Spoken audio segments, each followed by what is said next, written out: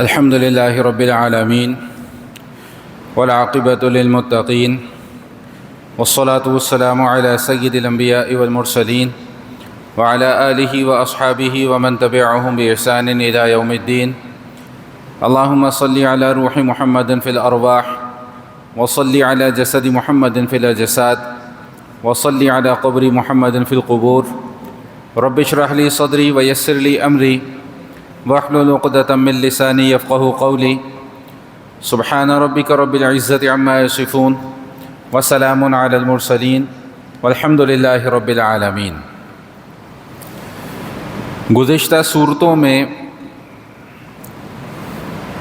انسان اور وحی الہی کے متعلق گفتگو کی گئی اور یہ بات سمجھائی گئی کہ انسان وحی الہی کا محتاج ہے. اپنی عقل کے سہارے انسان ہدایت نہیں حاصل کر سکتا. ہدایت اسے تبھی حاصل ہوگی جب وہ وحی الہی کو اپنی ہدایت کا ذریعہ سمجھے گا اور اپنی ہدایت کا ذریعہ بنائے گا. اس کے بغیر ہدایت ممکن نہیں ہے.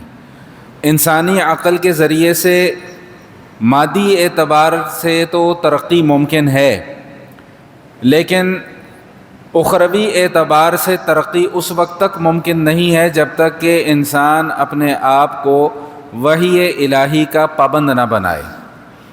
یہ دنیا خیر اور شر کے معاملات پر مبنی ہے. جیسا کہ ہم بارہا یہ پڑھ کر آ چکے ہیں کہ انسان کو اس دنیا میں بھیجنے کا مقصد اس کی آزمائش ہے، اس کا امتحان ہے. اور امتحان تبھی ممکن ہے جب نیکی کا ماحول بھی موجود ہو اور بدی کا ماحول بھی موجود ہو. اگر صرف نیکی کا ہی ماحول میسر ہو اور بدی کا ماحول میسر نہ ہو تب بھی وہ امتحان نہیں ہے، اور اگر صرف بدی کا ماحول میسر ہو اور نیکی کا ماحول میسر نہ ہو تب بھی امتحان ممکن نہیں ہے. اگر آپ بچے کا امتحان لینا چاہتے ہیں لیکن اسے سارے سوالات پہلے سے بتا دیتے ہیں کہ بھئی آپ کا یہ سوال آپ کے پرچے میں آئے گا تو وہ امتحان نہیں کہلائے گا. یا اگر آپ دوسری طرف آؤٹ آف سلیبس امتحان لیتے ہیں تو وہ بھی امتحان نہیں کہلائے گا. تو بالکل اسی طرح دنیا امتحان گاہ ہے، آزمائش کی جگہ ہے. تو یہاں پر نیکی اور بدی دونوں طرح کے ماحول میسر ہوں گے تبھی یہ امتحان گاہ کہلائے گی، وگرنہ یہ امتحان گاہ نہیں کہلائے گی. گزشتہ صورت میں قرآن کریم نے اپنا ایک پروگرام بیان کیا، اور وہ پروگرام یہ تھا کہ دو طرح کے لوگ ہوں گے، یا خیر البریہ ہوں گے یا شر البریہ ہوں گے. یعنی یا تو بہترین مخلوق میں شمار ہوگا یا ان کا بدترین مخلوق میں شمار کیا جائے گا. اب سوال یہ ہے کہ یہ فیصلہ کب ہوگا کہ کون خیر البریہ ہے اور کون شر البریہ ہے. اس کا تذکرہ آج کی صورت میں آ رہا ہے، جو کہ سورۃ الزلزال ہے. بڑی مشہور صورت ہے، آپ میں سے اکثر حضرات کو یاد بھی ہوگی. اذا زلزلت الارض زلزالها واخرجت الارض اثقالها وقال الانسان ما لها الى آخر سورہ. تو اللہ پاک فرما رہے ہیں کہ یہ جو خیر البریہ اور شر البریہ کا فیصلہ ہے یہ اس دن ہوگا جس دن اذا زلزلت الارض زلزالها، جس دن شدید ترین زلزلہ آئے گا. قیامت کے حوالے سے ہم بارہا یہ گفتگو پڑھ کر آ چکے ہیں.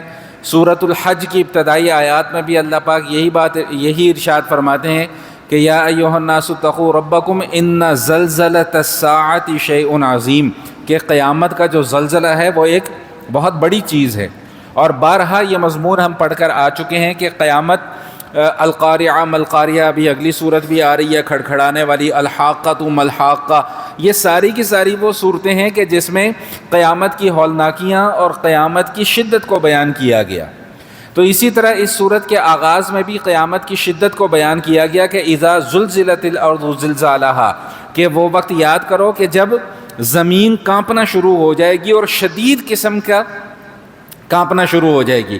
اب زمین کے اس کانپنے کا اثر کیا ہوگا، اس زلزلے کا اثر کیا ہوگا کہ وَأَخْرَجَتِ الْأَرْضُ أَثْقَالَهَا، کہ زمین کے اندر جتنے خزائن ہیں، جتنے دفائن ہیں، جو جو چیزیں ہم نے دفن کی ہیں، جن انسانوں کو ہم نے زمین کے اندر دفن کیا، وہ بھی باہر نکل آئیں گے، اور جو خزانے زمین کے اندر چھپے ہوئے ہیں، وہ بھی سارے کے سارے خزانے نکل کر کیا ہو جائیں گے بھائی؟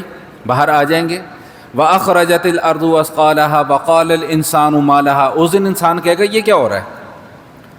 یعنی یہ ایک ایسا معاملہ ہوگا جس کی انسان توقع بھی نہیں کر رہا ہوگا۔ جیسا کہ روایات سے یہ بات معلوم ہوتی ہے کہ قیامت اچانک آئے گی، قیامت آئے گی اچانک، لیکن اس کے آنے سے پہلے کچھ علامات ہوگی جس سے ہم یہ اندازہ لگا سکیں گے کہ بھئی قیامت آنے والی ہے، لیکن اس کے حتمی وقت کا ہمیں پھر بھی پتہ نہیں چلے گا۔ اتنی اچانک آئے گی کہ دو آدمی لین دین کر رہے ہوں گے، سودا خرید رہے ہوں گے، ایک دوسرے سے ایک پیسے دے رہا ہوگا، ایک سودا دے رہا ہوگا، پیسے دینے والے ہاتھ کے ہاتھ میں پیسے رہ جائیں گے، سودا دینے والے ہاتھ میں سودا رہ جائے گا، اور قیامت آ جائے گی۔ ماں اپنے بچے کو دودھ پلا رہی ہوگی، قیامت آ جائے گی، اتنی اچانک آئے گی۔ تو اس لیے یہ چونکہ انسان کے لیے ایک اچانک زلزلہ ہوگا، ایک اچانک حادثہ ہوگا، اس لیے انسان اس دن ہکا بکا اور پریشان ہو جائے گا، حالانکہ سب کچھ قیامت کے متعلق پڑھ چکا ہے، سیکھ بھی چکا ہے، سمجھ بھی چکا ہے کہ بھئی قیامت ایسے آئے گی، لیکن یہ حادثہ اتنا اچانک ہوگا کہ انسان کو کچھ سمجھ میں نہیں آ رہی ہوگی کہ بھئی وہ کیا کرے اور کیا نہ کرے۔ تو کیا فرمایا کہ وَأَخْرَجَتِ الْأَرْضُ أَثْقَالَهَا وَقَالَ الْإِنسَانُ مَا لَهَا، انسان کہے گا یار یہ ہو کیا رہا ہے؟ یہ جو فرمایا نا کہ وَأَخْرَجَتِ الْأَرْضُ أَثْقَالَهَا، کہ انسان زمین اپنے بوجھ نکال کر باہر کر دے گی، اس کے متعلق مفسرین نے روایت نقل کی ہے، وہ فرماتے ہیں کہ حضور علیہ الصلوۃ والسلام نے فرمایا کہ اس کا مطلب جانتے ہو کہ کیا ہے؟ فرمایا، عرض کیا کہ یا رسول اللہ ہم تو نہیں جانتے، آپ بتائیں۔ تو نبی کریم علیہ الصلوۃ والتسلیم نے ارشاد فرمایا کہ زمین کے اندر جتنے خزانے ہیں نا، بعض علاقوں میں ایسا ہوگا کہ اللہ تعالیٰ زمین کو حکم دیں گے، ابھی بھی آگے بھی آ رہا ہے کہ اوحا لہا، کہ زمین کو یہ حکم دیا جائے گا کہ وہ اپنے خزانے، سونا چاندی جو کچھ اس نے اپنے سینے کے اندر دبایا وہ نکال کر باہر کر دے۔ تو سونا جو ہے، سونا یہ بڑے بڑے، او بھائی ادھر سے آ جاؤ یار، ادھر سے آ جاؤ، وہ آگے وہ کھلا ہوا ہے، راستہ نظر بھی آ رہا ہے، پھر ہر جمعے کا ہی مسئلہ ہے۔ اچھا، تو حضور علیہ الصلوۃ والسلام فرماتے ہیں کہ وہ بڑے بڑے ستونوں کی شکل میں وہ سونا جو ہے وہ زمین نکال کر باہر کر دے گی۔ اب جو سوچنے کی بات ہے، جو لمحہ فکریہ ہے، وہ یہ ہے کہ انسان جب اس کو دیکھے گا نا، اس سونے کے بڑے بڑے ستونوں کو، تو وہ یہ کہے گا کہ یہی تو وہ چیز ہے جس کی وجہ سے میں قتل کرنے پر مجبور ہوا، یعنی میں نے اگر کسی دوسرے کو قتل کیا تو اسی سونے کی وجہ سے کیا، اسی خزانے کی وجہ سے کیا۔ ایک کہے گا کہ میں چور بنا تو اسی خزانے کی وجہ سے بنا، اور آج اس خزانے کو کوئی لینے والا نہیں ہے۔ یہ انسان کے حسرت بھرے الفاظ ہوں گے۔ وہ خزانہ، وہ دولت، وہ مال جس کی وجہ سے آج انسان، ایک بھائی اپنے بھائی کا دشمن بنا ہوا ہے، خون کا پیاسا بنا ہوا ہے، کیوں؟ زمین حاصل ہو جائے، جائیداد حاصل ہو جائے، کاروبار پر میں کسی کے قبضہ کر لوں، کسی کی دکان پر قبضہ کر لوں، کسی کے پلازے کے اوپر قبضہ کر لوں۔ اور یہ جو بڑی بڑی جنگیں ہو رہی ہیں یہ بھی اسی بات پر ہو رہی ہیں۔ کوئی چاہ رہا ہے کہ میں تیل کے اوپر قبضہ کر لوں، کوئی چاہ رہا ہے کہ میں گیس کے اوپر قبضہ کر لوں، کوئی چاہ رہا ہے کہ میں ساری دنیا کی زمین کے اوپر قبضہ کر لوں۔ تو اللہ فرما رہے ہیں کہ قیامت کے قریب جب یہ سارے کے سارے خزانے زمین نکال کر باہر پھینک دے گی نا، تو اب انسان کو احساس ہوگا کہ میں کیا غلطیاں کر کے آتا رہا ہوں۔ یہ ایک حقیر سی چیز، اس کی وجہ سے میں دشمنی کرتا تھا، اس کی وجہ سے میں اپنے بھائی کے خون کا پیاسا تھا، اس کی وجہ سے میں نے ساری زندگی اپنے رشتہ داروں سے، اپنے بہن بھائیوں سے قطع تعلق کر لیا تھا، اپنے ماں باپ سے جھگڑا کیا تھا، اس جائیداد کی وجہ سے، اس خزانے کی وجہ سے۔ آج اس خزانے کو کوئی لینے والا موجود نہیں ہے۔ اتنے بڑے بڑے ستون ہوں گے، کون اس میں سے خزانہ لے کر جائے گا؟ تو کیا فرمایا کہ اذا زلزلت الارض زلزالها واخرجت الارض اثقالها وقال الانسان ما لها، انسان کہے گا کہ یہ ہو کیا رہا ہے؟ یومئذ تحدث اخبارها، اس دن ان کے اعمال ان کو بتلائے جائیں گے کہ بھئی یہ تمہاری کارستانیاں تھیں۔ اور اس حوالے سے بھی ہم تفصیل پڑھ کر آ چکے ہیں، سورۃ الطارق میں بھی یہ مضمون گزرا کہ یوم تبلی السرائر فما له من قوة ولا ناصر، کہ بھئی اس دن جو ہے وہ راز کھول دیے جائیں گے۔ کس کس نے کیا کیا ہے، اچھا کیا ہے، برا کیا ہے، وہ سارے کے سارے راز کھول دیے جائیں گے. وہ سارے کے سارے معاملات لوگوں کے کیا ہو جائیں گے بھائی، سامنے آ جائیں گے. اگر اچھا کام کیا ہوگا وہ بھی سامنے آ جائے گا، اگر برا عمل کیا ہوگا تو وہ بھی کیا سامنے آ جائے گا. زمین اس دن گواہ بنے گی. حضور علیہ الصلوۃ والسلام نے اس حوالے سے بھی یہ بات ارشاد فرما دی ہے، مفہوم ہے، اللہ تعالیٰ کمی بیشی معاف فرمائے، کہ جس بھی مرد نے یا عورت نے، اللہ کے حبیب صلی اللہ علیہ وآلہ وسلم فرما رہے ہیں کہ جس بھی مرد نے یا عورت نے کوئی اچھا کام کیا ہوگا، کسی بھی قسم کا کام کیا ہوگا، زمین بتلائے گی کہ اس نے مجھ پر کھڑے ہو کر یہ کام کیا تھا. اللہ تعالیٰ نے اتمام حجت کے لیے نا ہمارے خلاف بڑے گواہ تیار کیے ہوئے ہیں، بڑے گواہ تیار کیے ہوئے ہیں. 2 گواہوں کا تذکرہ تو ہم پڑھ کر آ گئے، کرامن کاتبین، سب کچھ لکھ رہے ہیں. دوسرا گواہ کیا؟ ہمارے اپنے اعضاء. سورۃ النور میں ارشاد فرما دیا کہ یوم تشہد علیہم السنتہم بایدیہم وارجلہم بما کانوا یعملون. ہاتھ بولیں گے، پاؤں بولیں گے. صحابہ کو بڑی حیرانی ہوئی، عرض کیا کہ یا رسول اللہ پاؤں کیسے بولیں گے، پاؤں کیسے بولیں گے؟ تو فرمایا کہ جس نے زبان کو بولنے کی طاقت دی ہے وہ پاؤں کو بھی بولنے کی طاقت دے دے گا. یہ روایت اور طریقے سے ہے، میں نے اس کا مفہوم آپ کے سامنے عرض کر دیا کہ وہ ایک جگہ پر آتا ہے نا کہ سر کے بل گھسیٹا جائے گا، سر کے بل چل کر آئیں گے. تو پوچھا گیا کہ یا رسول اللہ سر کے بل کیسے چلیں گے؟ فرمایا جس نے پاؤں کے بل چلایا وہ سر کے بل بھی چلا دے گا. نہیں سمجھ میں آ رہی بات؟ تو فرمایا کہ جو بھی کام کیا ہوگا نا، جو بھی کام کیا ہوگا زمین گواہی دے گی. تو میں کیا عرض کر رہا تھا کہ ایک گواہ تو کون ہے؟ یہ کرامن کاتبین سب لکھ رہے ہیں. جو آپ بول رہے ہیں، آپ سے مراد ہم سب، جو آپ بول رہے ہیں، جو آپ سن رہے ہیں، جو آپ دیکھ رہے ہیں، جو آپ کہہ رہے ہیں، جس طرف آپ چل کر جا رہے ہیں، جس چیز کو آپ ہاتھ میں پکڑ رہے ہیں، یہ ساری کی ساری چیزیں لکھی جا رہی ہیں. میں آیا، میں گیا، میں بیٹھا، میں سویا، میں جاگا، اگر میں نے یہ الفاظ اپنی زبان سے نکالے ہیں تو یہ بھی لکھے جا رہے ہیں. ہاں بعد میں پھر اس قسم کے الفاظ کے جن کے اوپر کوئی نتیجہ مرتب نہیں ہوتا، جزا و سزا کا، ان کو مٹا دیا جاتا ہے. لیکن وہ الفاظ باقی رہ جاتے ہیں جن پر کوئی جزا یا سزا کا مدار ہوتا ہے. جھوٹ بولا ہے، غیبت کی ہے، الزام تراشی کی ہے، یہ ساری کی ساری چیزیں ریکارڈ میں محفوظ رہیں گی جب تک کہ حق ادا نہ کیا جائے. وہ ایک علیحدہ مسئلہ ہے. تو دوسرا گواہ کون ہے؟ یہ کرامن کاتبین. یہ ہمارے اپنے اعضاء، ہمارے ہاتھ، ہمارے پاؤں، ہمارا سر، ہمارے کان، ہماری آنکھیں، یہ سب بولیں گی. تیسرا گواہ وہ وقت ہے جس وقت میں کوئی اچھائی کا کام یا برائی کا کام کیا ہوگا، اللہ تعالیٰ اس وقت کو بھی گواہ بنا کر پیش کریں گے. چوتھا گواہ یہ زمین ہوگی. اور بھی گواہ ہیں، میں صرف بات کو چونکہ مختصر کر رہا ہوں اس لیے میں اسی پر بات کو مکمل کر رہا ہوں. یہ زمین نماز پڑھی ہے، انشاءاللہ ثم انشاءاللہ یہ زمین گواہی دے گی کہ اللہ میں آپ کے اس بندے نے مجھ پر کھڑے ہو کر نماز پڑھی ہے.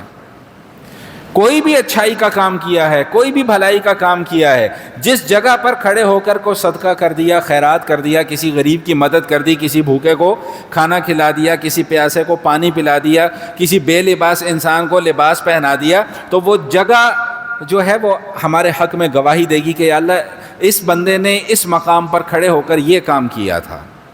اور بالکل اس کے برعکس اگر خدا نہ خواستہ کوئی بلنڈر کیا ہوا ہے، کسی کو دھوکہ دیا ہوا ہے، کسی کے ساتھ فراڈ کیا ہوا ہے، کسی کی زمین پر قبضہ کیا ہوا ہے، کسی کی دکان پر قبضہ کیا ہوا ہے، بہن کا حصہ مارا ہوا ہے، جس جگہ پر بیٹھ کر یہ کام کیا ہوگا وہ جگہ جو ہے وہ اٹھ کر ہمارے خلاف گواہی دے گی کہ اللہ اس نے مجھ پر بیٹھ کر اپنی بہن کا حصہ مار لیا، یا اللہ یہ مجھ پر بیٹھ کر دوسروں کی زمینوں پر قبضہ کرتا تھا، یا اللہ یہ مجھ پر بیٹھ کر دوسروں کی جائیدادوں پر قبضہ کرتا تھا، یا اللہ یہ زمین کے اس حصے پر بیٹھ کر لوگوں کے ساتھ فراڈ کیا کرتا تھا، لوگوں کے ساتھ دھوکہ کیا کرتا تھا. آج یہ سارے کے سارے معاملات ہمارے لیے نہایت آسان ہو گئے ہیں اور بہت ہلکے ہمیں محسوس ہوتے ہیں، لیکن ہمیں اس کے انجام کا رتی برابر بھی فکر نہیں ہے. وہ ایک مشہور حدیث ہے، میں نے کئی مرتبہ آپ کے سامنے بیان کی ہے کہ حضور علیہ الصلوۃ والسلام نے فرمایا کہ اگر کسی نے ایک بالشت، یہ ہوتی ہے ایک بالشت، ایک گٹھ جسے ہم کہتے ہیں، ایک بالشت زمین پر بھی ناجائز قبضہ کر لیا نا، ناجائز قبضہ کر لیا، تو اس کی سزا کیا ہے؟ رسول اللہ صلی اللہ علیہ وآلہ وسلم فرماتے ہیں کہ 7 زمینوں کا ہار بنا کر اس کے گلے میں ڈال دیا جائے گا. اب کوئی یہ نہ سوچنا شروع کر دے کہ جی یہ کیسے ممکن ہے. بھئی یہ یہاں پر میری اور آپ کی سوچ میں آنے والی باتیں، اللہ کے لیے کچھ ناممکن، بولیں بھائی نہیں، کچھ ناممکن. یہ میرا اور آپ کا عقیدہ ہے اور ہونا چاہیے. کہ اللہ کے لیے کچھ ناممکن نہیں ہے. جو چیزیں ہمیں ناممکنات میں سے نظر آ رہی ہیں اللہ کے لیے اس میں سے کچھ بھی ناممکن. مشکل ہونا تو بہت دور کی بات ہے, ناممکن ہی نہیں ہے اللہ کے لیے. سب کچھ اللہ کر سکتے ہیں. اللہ قادر ہے, مطلق ہے, جو چاہے گا وہ کر سکتا ہے. اب بھی جو چاہتا ہے وہ کرتا ہے, پہلے بھی جو چاہتا تھا وہ کرتا تھا, آئندہ بھی جو چاہے گا وہ کرے گا.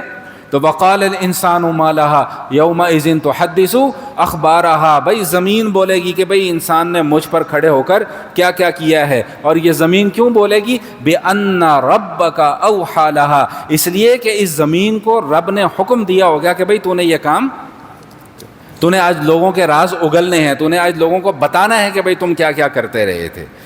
آخری جو اس سورت کی 2 آیات ہیں نا, اسی کے اندر سارا کا سارا مضمون ہے. ہاں ایک آیت بیچ میں رہ گئی کہ یومئذ یصدر الناس اشتاتا لیروا اعمالہم, یہ والی آیت ہے کہ اس دن انسان جو ہے نا وہ جماعتوں میں اور گروہوں میں تقسیم ہو جائیں گے. دیکھیں یہ تقسیم کئی طرح کی ہوگی, اس پر پہلے بھی بات ہو چکی ہے, دوبارہ بات آ گئی, مختصراً عرض کر دیتا ہوں کہ یہ تقسیم کئی طرح کی ہوگی. ہر عمل کے مطابق تقسیم ہوگی. پہلی تقسیم تو یہ ہوگی, چور سارے ایک لائن میں, شرابی سارے کے سارے ایک لائن میں, بدکار سارے کے سارے ایک لائن میں, نمازی سارے کے سارے ایک لائن میں, روزہ دار سارے کے سارے ایک لائن میں, حج کرنے والے سارے کے سارے ایک لائن میں, زکوٰۃ دینے والے سارے کے سارے ایک لائن میں. تو ایک تقسیم تو اس بنیاد پر ہوگی. ایک جو بنیادی تقسیم ہوگی نا وہ یہ تقسیم ہوگی کہ فریق فی الجنہ و فریق فی السعیر. وہ تقسیم کیا ہوگی کہ بھئی ایک طرف سارے کے سارے اہل ایمان اکٹھے ہو جائیں گے اور دوسری طرف سارے کے سارے اہل کفر اکٹھے ہو جائیں گے. یہ تقسیم موٹی سی تقسیم ہوگی. اس دن سارے فرق درمیان میں سے جو ہیں وہ ختم ہو جائیں گے, ایک دوسرے کی پہچان جو ہے وہ واضح ہو جائے گی.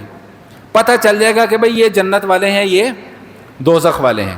تو کیا فرمایا کہ یومئذ یصدر الناس اشتاتا لیروا اعمالہم, اس دن انسان جو ہیں وہ تقسیم ہو جائیں گے گروہوں میں, اور تقسیم ہونے کے بعد کیا ہوگا؟ لیروا اعمالہم, ان کو یہ تقسیم کیوں کیا جائے گا؟ تاکہ وہ اپنے اعمال دیکھ لیں.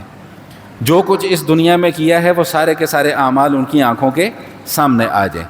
جو آخری 2 آیتیں ہیں بڑی مشہور آیات ہیں, فمن یعمل مثقال ذرۃ خیرا یرہ ومن یعمل مثقال ذرۃ شرا یرہ. ترجمہ آپ حضرات کو سب کو انشاءاللہ یاد ہی ہوگا کہ بھئی جس نے ذرہ برابر بھی کوئی خیر کا کام کیا ہوگا وہ بھی اس کے سامنے آ جائے گا, جس نے ذرہ برابر بھی کوئی شر کا کام کیا ہوگا وہ بھی اس کے سامنے آ جائے گا. اس حوالے سے مختصراً چند گزارشات ہیں, کیونکہ میں نے آخر میں جا کر قربانی کے چند مسائل جو ہیں وہ ذکر کرنے ہیں, تو اس لیے میں بات کو مختصر کر رہا ہوں. ذرا سمجھ لیں اس بات کو. سب سے پہلے 2 الفاظ یہاں پر آئے ہیں, ان الفاظ کو سمجھ لیں. ایک لفظ آیا ہے مثقال اور ایک لفظ آیا ہے ذرہ. ذرہ ہمارے اردو زبان میں بھی استعمال ہوتا ہے. مثقال عربی زبان میں کہتے ہیں وزن کو, کسی بھی چیز کا وزن. جیسے ہم آم خریدنے گئے تو اس کا کیا ہو رہا ہے بھائی؟ وزن ہو رہا ہے. کوئی بھی چیز, کسی بھی چیز کا وزن جو ہے اس کو کیا کہا جاتا ہے؟ مثقال. اور عربی زبان میں مثقال کا لفظ عموماً اس جگہ پر استعمال ہوتا ہے کہ کسی بھی چیز کی وہ مقدار, سب سے ادنی درجے کی مقدار, سب سے کم درجے کی مقدار جو ہے اس کو مثقال کہا جاتا ہے. مثال کے طور پر کلو ہے, کلو سے کم کیا ہوگا؟ آدھا کلو. آدھا کلو سے کم کیا ہوگا؟ 1 پاؤ. 1 پاؤ سے کم کیا ہوگا؟ چھٹاک. آدھا پاؤ. آدھا پاؤ سے کم پھر چھٹاک آ گیا. پھر چھٹاک سے بھی نیچے چلے جائیں تو کیا آتا ہے؟ رتی آتی, ماشا آتا ہے, آدھی چھٹاک. وہ آپ شارٹ کر دیں نا اس کو. سب سے کم پیمانہ وزن کا کیا ہوگا بھائی؟ رتی ہوتی ہے میرا خیال ہے, شاید سب سے کم پیمانہ جو ہے. تو یہ مثقال کا لفظ جو ہے یہ اس کے اوپر بولا جاتا ہے. بات سمجھ میں آ رہی؟ میں ابھی اس کو مضمون کے ساتھ جوڑتا ہوں. اس کے بعد اگلا لفظ آ گیا ذرہ. ذرہ, ذرے کو آپ آسان الفاظ میں یہ سمجھ لیجئے, جیسے ابھی ہم نے مثقال کا پڑھا کہ اس کو بولا جاتا ہے سب سے کم مقدار پر, ٹھیک, وزن کی سب سے کم مقدار. تو ذرہ سے مراد کسی بھی شے کی ادنا سے ادنا سے ادنا سے ادنا سے بھی ادنا جو مقدار ہوگی اس کو ذرہ بولا جاتا ہے۔ عربی لغت کے اعتبار سے جائیں تو چھوٹی سے چھوٹی جو چیونٹی ہوتی ہے نا، چیونٹی، اس کو ذرہ بولتے ہیں۔ اب ہماری نظر میں چیونٹی کی کیا حیثیت ہے؟ کوئی حیثیت، ناخن سے بھی باریک ہے۔ تو اللہ تعالیٰ اب کیا فرما رہے ہیں کہ فَمَن يَعْمَلْ مِثْقَالَ ذَرَّةٍ خَيْرًا يَرَهُ، کہ اگر کسی نے کوئی ذرہ برابر بھی، ذرہ چھوٹے سے چھوٹے سے چھوٹے سے چھوٹا بھی کوئی نیکی کا کام کیا ہوگا تو یرا، وہ اس کو اپنی آنکھوں سے دیکھے گا۔ یہی وجہ ہے کہ حدیث شریف میں آتا ہے، حضور علیہ الصلوۃ والسلام ارشاد فرماتے ہیں کہ لا تحقرن من المعروف شیئا، بھائی نیکی کے کسی بھی کام کو حقیر نہ سمجھو۔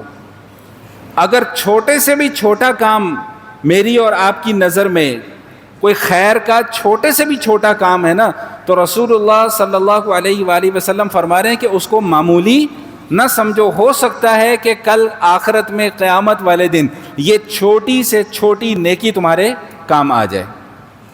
کعب احبار ایک تابعی ہیں، اور یہ ایسی شخصیت ہیں کہ جن کے پاس گزشتہ کتابوں کا بھی بہت علم تھا۔ وہ فرماتے ہیں کہ گزشتہ کتابوں میں بھی یہ بات لکھی ہوئی ہے کہ لا تحقرن شیئا من المعروف، کہ اچھائی کا کوئی چھوٹے سے چھوٹا بھی کام جو ہے اس کو حقیر اور معمولی نہ سمجھو۔ اور ایک وہ روایت بیان کرتے ہیں کہ ایک شخص راستے میں جا رہا ہے، راستے میں جاتے ہوئے ایک دوسرا شخص اسے ملتا ہے، اسے سوئی کی ضرورت تھی۔ اس نے کہا کہ بھائی مجھے سوئی کی ضرورت ہے۔ اسرائیلی گزشتہ کتابوں کی ایک روایت آپ کو نقل کر رہا ہوں تاکہ یہ مضمون سمجھنا آسان ہو جائے۔ اس نے کہا بھائی مجھے سوئی کی ضرورت ہے، اس نے سوئی اس کو دے دی۔ صرف اس حقیر سی چیز دینے پر اللہ تعالیٰ نے اس کی مغفرت فرما دی۔ تو اس لیے فرمایا کہ نیکی کا کوئی چھوٹے سے چھوٹا موقع مل جائے تو اس کو ضائع نہیں کرنا چاہیے۔ نیکی کا کوئی چھوٹے سے چھوٹا عمل کر رہے ہیں تو اس کو حقیر اور معمولی نہیں سمجھنا چاہیے۔ حضور علیہ الصلوۃ والسلام ارشاد فرماتے ہیں کہ اتقوا النار ولو بشق تمرۃ فإن لم يجد فبکلمۃ طیبہ او کما قال علیہ الصلوۃ والسلام، بھائی اپنے آپ کو آگ سے بچا لو، اگرچہ کھجور کا ٹکڑا ہی تمہیں کیوں نہ دینا پڑے، اور اگر تمہارے پاس کھجور کا ٹکڑا بھی نہیں ہے تو فَبِكَلِمَةٍ طَيِّبَةٍ، بھائی پھر اچھی بات کر لیا کرو۔ اور روایات سے یہ بات بھی معلوم ہوتی ہے کہ اچھی بات کرنا بھی کیا ہے؟ صدقہ ہے۔ کسی کو اچھی بات بتلا دینا یہ بھی کیا ہے؟ صدقہ ہے۔ کسی کو راستہ دکھلا دینا یہ بھی کیا ہے؟ ایک آدمی جا رہا ہے، راستہ بھول گیا، اسے راستہ بتا دو کہ بھئی آپ نے ادھر نہیں ادھر جانا، یہ بھی کیا ہے بھائی؟ صدق۔ اب یہ ہماری نظر میں کتنے معمولی سے کام ہیں، لیکن رسول اللہ صلی اللہ علیہ وآلہ وسلم فرما رہے ہیں کہ ان کاموں کو بھی معمولی نہ سمجھو، یہی کام آخرت میں جا کر کام آنے والے ہیں۔ فَمَن يَعْمَلْ مِثْقَالَ ذَرَّةٍ، روزانہ آپ یہ آیات سنتے بھی ہیں، روزانہ آپ یہ آیات پڑھتے بھی ہیں۔ فَمَن يَعْمَلْ مِثْقَالَ ذَرَّةٍ خَيْرًا يَرَهُ، اللہ تعالی ہمارے اچھے اعمال کی ناقدری نہیں کرتے۔ ان ھذا کان لکم جزاء وکان سعیکم مشکورا، یہ سورۃ الانسان میں ہم پڑھ کر آئے ہیں۔ اللہ تعالیٰ نے جنت کی نعمتیں بیان فرمائی، اور جنت کی نعمتیں بیان فرمانے کے بعد کیا بات ارشاد فرمائی کہ ان ھذا کان لکم جزاء، یہ جو تم دنیا میں نیک اعمال کرتے تھے نا، یہ سب اس کا تمہیں بدلہ دیا جا رہا ہے۔ وکان سعیکم مشکورا، اور نیک اعمال کرنے میں جو تم نے کوششیں کی ہیں نا، اللہ فرمانے کہ ہم ان کوششوں کی بڑی قدر کرتے ہیں۔ اللہ تعالیٰ بڑے اعلیٰ ظرف کے مالک ہیں، بہت اعلیٰ ظرف کے مالک ہیں، بہت حلیم الطبع ہیں۔ تو اللہ تعالیٰ کے لیے جو اللہ کی خاطر جو نیک اعمال کیے جاتے ہیں، اللہ ان کو ضائع نہیں ہونے دیتے۔ ان اللہ لا یضیع اجر المحسنین، احسان کرنے والے، نیک کام کرنے والوں کے اجر کو اللہ تعالیٰ ضائع نہیں فرماتے۔ تو کیا بات ارشاد فرمائی کہ اتقوا النار ولو بشق تمرۃ، بھائی اپنے آپ کو آگ سے بچا لو، اگرچہ کھجور کا ٹکڑا ہی کیوں نہ دینا پڑے۔ فإن لم تجد فبکلمۃ طیبہ، اور اگر تمہارے پاس کھجور کا ٹکڑا بھی میسر نہ ہو تو پھر کم از کم اچھی بات اپنی زبان سے نکال دیا کرو۔ تو یہ کیا، فَمَن يَعْمَلْ مِثْقَالَ ذَرَّةٍ خَيْرًا يَرَهُ، اگر رتی برابر بھی کسی نے کوئی نیکی کا کام کر لیا تو سامنے آئے گا۔ وَمَن يَعْمَلْ مِثْقَالَ ذَرَّةٍ شَرًّا يَرَهُ، اگر ایک آیت میں تسلی ہے تو دوسری آیت میں اللہ نے ہلا بھی دی ہے۔ بالکل اسی طرح اگر رتی برابر بھی کوئی برائی کا کام کیا ہے نا، رتی برابر بھی کوئی برائی کا کام کیا ہے، تو اللہ تعالیٰ کیا ارشاد فرما رہے ہیں کہ بھائی شرًا یرا، بھائی وہ سامنے آئے گا، وہ سامنے آئے گا، بچ کر نہیں جا سکو گے۔ سیدہ عائشہ صدیقہ رضی اللہ تعالیٰ عنہ سے روایت ہے، سیدہ عائشہ صدیقہ رضی اللہ تعالیٰ عنہ کے سے حضور علیہ الصلاۃ والسلام ارشاد فرماتے ہیں کہ اے عائشہ، جن گناہوں کو تم معمولی سمجھتے ہو نا، معمولی، ان سے بھی بچنے کی کوشش کرو، کل قیامت والے دن ان گناہوں کے متعلق بھی باز پرس ہوگی۔ جن اعمال کو ہم معمولی سا سمجھتے ہیں، او چلو یار کچھ نہیں ہوتا، یہ ایک محاورہ ہے، زبان زد عام ہے، جس پر میں کئی مرتبہ بات کر چکا ہوں، او یار کچھ نہیں ہوتا جی، دیکھی جائے گی۔ بھائی بہت کچھ ہوتا ہے، کیوں کچھ نہیں ہوتا؟ آپ کو کس نے یہ سمجھا دیا کہ کچھ نہیں ہوتا؟